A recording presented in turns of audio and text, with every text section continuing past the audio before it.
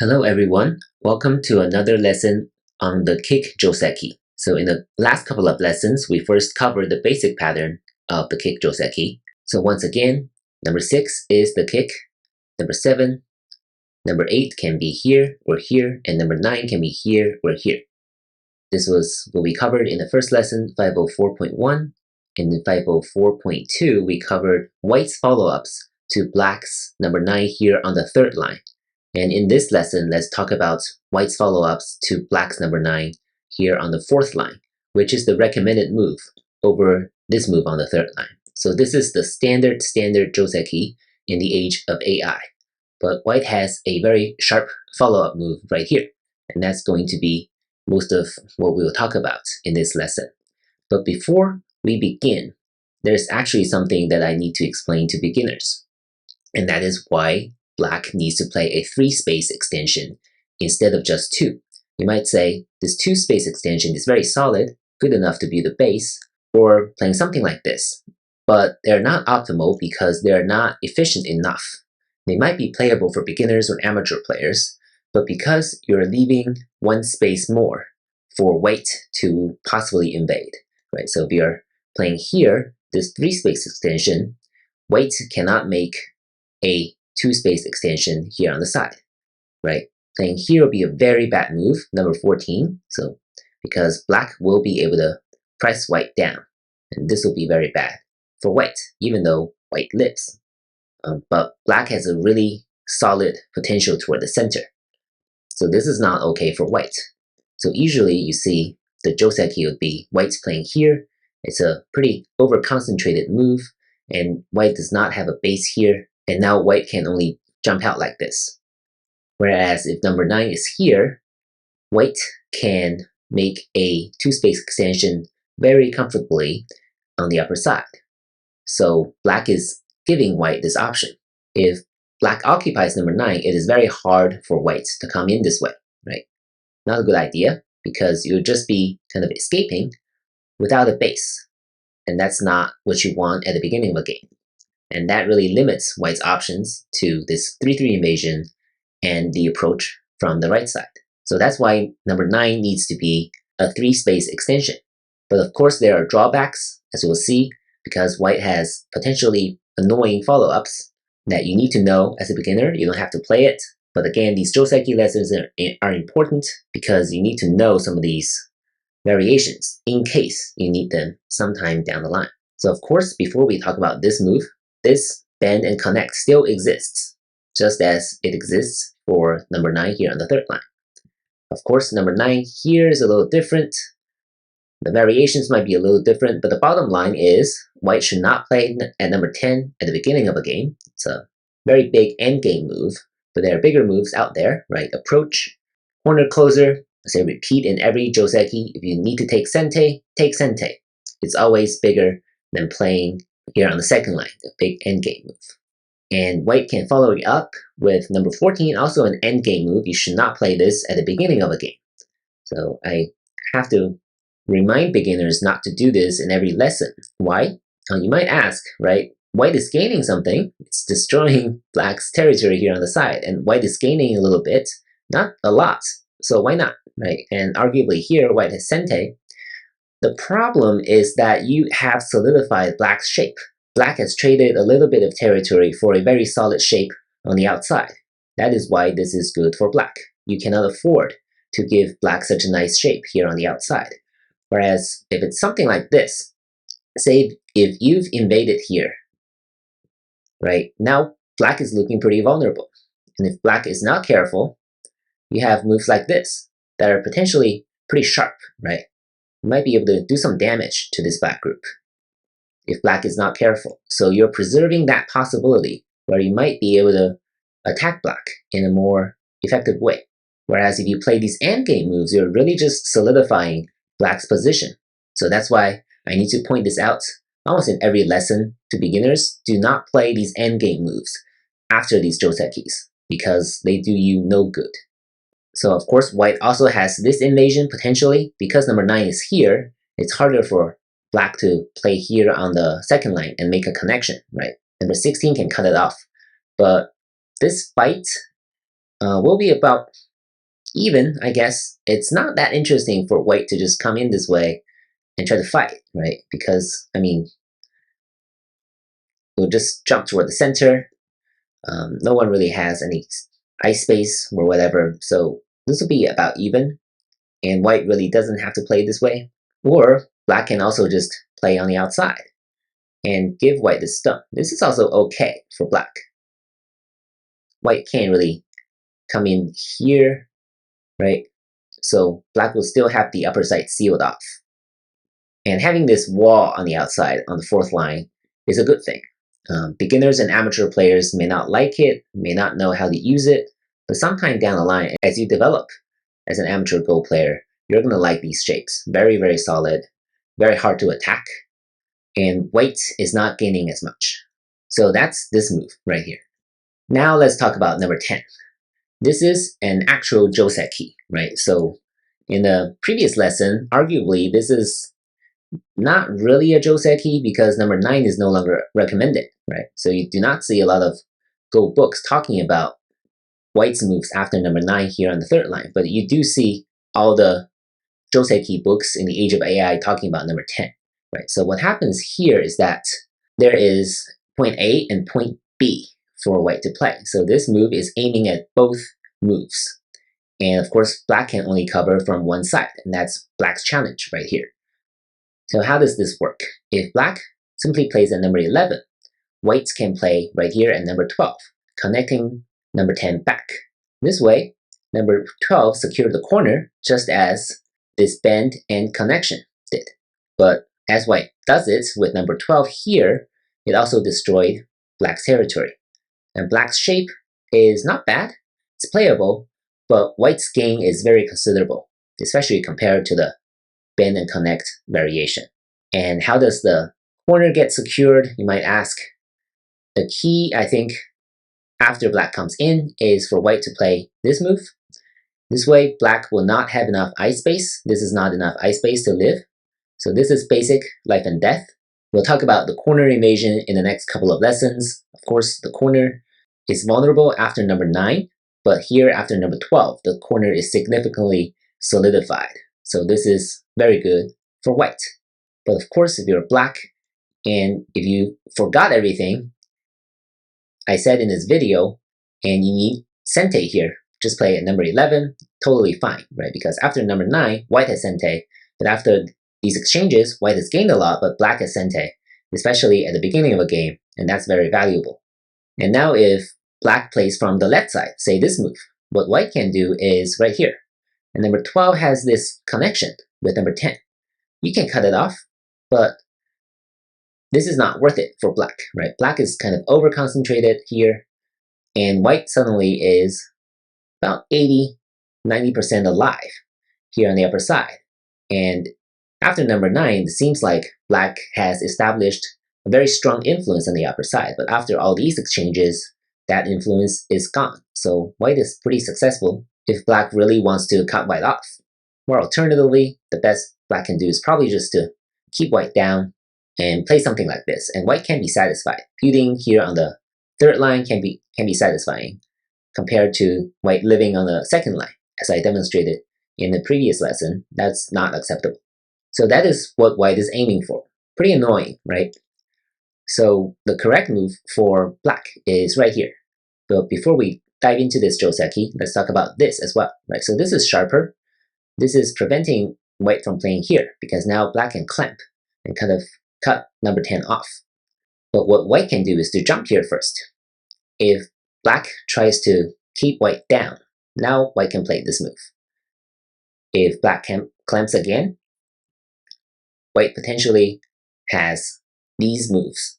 And number 13 and number 9 will be pretty broken on the outside.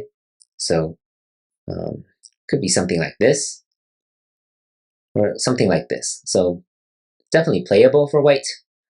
Right, again, black's influence on the upper side is completely gone because this white group is pretty strong. Number 9 is completely swallowed. So this is probably slightly better for white. And black doesn't really have a good response after number 14. I think that's the consensus these days. So it might just be something like this. Again, white has a feud here, course, black can come into the corner, that doesn't change, but again, black doesn't have any territory or influence on the upper side, only some potential toward the center. I think number 11 used to be the move that people teach. That's definitely what I learned about 15, 20 years ago. But now the Joseki in the age of AI is right here, number 11. And what white needs to do is to bend, right? If you're white and you play this move, then this really gets reduced to an endgame move. And once again, white has played a couple of endgame moves here in the second line and the first line, and black has a solid shape. So white has, once again, solidified black's shape here, and black benefits. So white must play here. White cannot just connect back with number 12 here. So number 12 has to be here. Now what's really important is for black to come in. Number 13 here, really, really important. I'll explain why, right? So if you want to solidify the shape here, it's easy. Just play number 13 here. Now number 16 will connect back. Black gets to Atari, white connects. And now after all these exchanges, once again, white has the corner solidified, right? Very solid corner. If black comes in, white can kill black with number 20 here on the second line. And that makes a huge difference because when number 13 is here, before all these exchanges on the right side, white cannot play this, right? White cannot play this because black can bend here. And this shape, this very basic shape right here, very, very useful in all kinds of circumstances, signals a connection for black on the second line here. So when white tries something like this, black can cut Atari and capture number 16, right? Of course, there are other variations out there.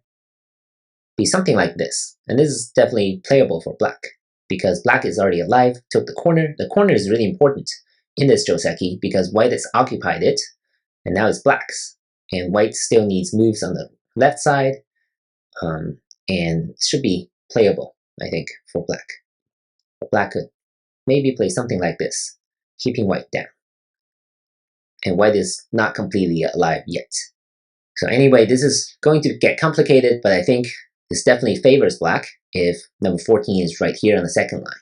So that's why black needs to come in at number 13, right? If you come in late, then white will kill you.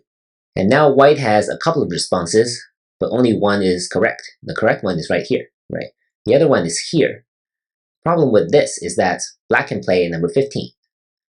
And white, again, has two options, neither of which is good. The first one is still playing this.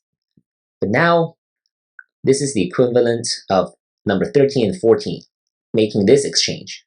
And number 14 is completely wasted, right? Because number 14 should really be here at B16 to kill number 13. But because it's here, black can actually extend here, right? If white wants to cut it off, it can. The corner is reduced and black will be able to live, or in this case, black will be able to cut white off. So this is not okay for white if number 8 is cut off. So black will be able to live in the corner and destroy white's potential here on the left side. So this is going to be very, very good for black. This makes a huge difference where number 14 is. And if number 14 is here, black can still play this. So this is a Joseki according to AI, but I think for beginners and amateur players, this may not apply. Professional players and AI will tell you that number 13 is not completely dead. But the problem for beginners and amateurs is that it's very hard to revive number 13. Right? I think the basic life and death is that black will need to get to this exchange first. So if white is already alive on the upper side, black probably won't get this. If it gets this, then black can play something like this, right? If white plays here, now black can play at the 2-2 point, and this will be a ko. So black is not completely dead. This is basic life and death. But of course, white can come in here first. If black connects, then this is a classic dead shape after 28. If black plays here, white can destroy this eye. This will only be one real eye. If black plays here, then white can connect back, right? Black cannot come in here. So black will be dead this way. So what does black do after number 24? It can play here, forcing white to cut, and black can potentially escape to the left side. Right? So this is okay for black because it has reduced white's corner. But the problem, of course, is that white may not play here at number 22, in which case the corner will still be dead, most likely. And I think it will be very difficult for beginners and amateurs to pull this off. So if black is completely dead, right, 14 is at B16, that's when black is dead. This is actually good for white. So if black is dead, then this is good for white, and that is something that black should avoid. So what's a beginner or lower level amateur Joseki should look like? And that's number 15 right here, right? Instead of playing here on the outside, black should play here. And white needs to play right here, right? Otherwise, black will once again take the corner.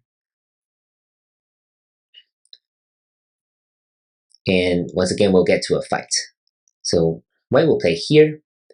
Black cannot save the corner now, right? If you save it now, number 13 will get cut off. If you stand down here, then white can play something like this, and black will be dead here on the corner. Right? This is not okay. So black needs to wait for a little bit and play here. Right? You cannot play this because white can steal Atari and cut. This will be disastrous for black because number 15 will be dead. So black needs to play here. White can come in. This is good for ice space, good for points. Black connects here. White plays here, something like this on the outside. Black can connect, and white can either play here or here, I think. And the bottom line is that black gets to play here number 23, and this will guarantee at least one real eye here on the corner. So black has taken the corner, white probably needs a move here, and another move here on the left side. So this is how the fight will play out. And this is okay for both sides, right? Because white has established two bases, black has taken the corner. So once again, we see what I mentioned in the past couple of videos is that these demarcations of territory after the Joseki at number 9 are only temporary, right? After all these exchanges, black has taken the corner that was supposed to be white's, and white has the upper side that was supposed to be black's. So these are fluid, and both sides should be happy to exchange them when it's the best alternative for them, right? When other good alternatives do not exist, you just have to be very flexible. And these so-called territories are only transitory, especially at the beginning of a game. So that's how you should understand these Josekis as beginners and amateurs. So that was the whole sequence. One last thing to talk about, of course, let's go back to this move, right? We talked about this being disastrous for white because black can come out here at number 21, but you might say, what if white just kills number 13 now? And black will play here, number 17. So is this good for white or black? I think the consensus is that this is good for black because once again, black has this very solid shape. This shape is much more solid than just 5, 7, and 9. And white is number 12 is dead, right? You can't save it. Don't try to save it. Of course, you have these endgame moves, very small, gote, not even sente. So white should definitely play away. But the upper side is really solidified, and black's shape is really complete. As for white taking the corner, well, white, once again, the bottom line is that white could have taken the corner this way as well. Right? This will leave some weaknesses in black's shape, and white's shape is already solidified. Compare this to the previous shape, black is more solidified, and white's corners is pretty much the same. So the bottom line is, if you find all this confusing and difficult, do not worry, you do not have to play this ever in any of your games, right? You're nervous about it as black. Number 7 is necessary, right? Number 5 you play a lot, number 7 is necessary. You can always play here, right? It doesn't matter. Or if you're nervous as a beginner and amateur, you're nervous about the invasion, all the complications, I'd say just play here, right? Most teachers will say you're wrong, but if it works for you, why not, right? If it saves you from all the hassle and trouble, why not, right? But of course, personally, I would recommend the 4th line here. This is a stronger move than this because, as you know, if you play here on the 3rd line, then your opponent have this shoulder hit, very sharp move, number 10, that will keep you on the 3rd line, which is not fun. So if you're nervous about this attack, just play here. When you're more confident, when you're a down player, mid-down player, definitely play here, and you should be prepared for white's invasion here. And you shouldn't worry, right? Because after After number 11, you have to know what to play. And again, if you forget these things, just come back to this video, look at a few other resources that talk about the same Joseki. They might have different tips, different perspectives. Make sure you absorb them as much as you can and try to have some fun. Anyway, if you like this content, please do not forget to subscribe, and I'll see you in the next video. Thank you for watching.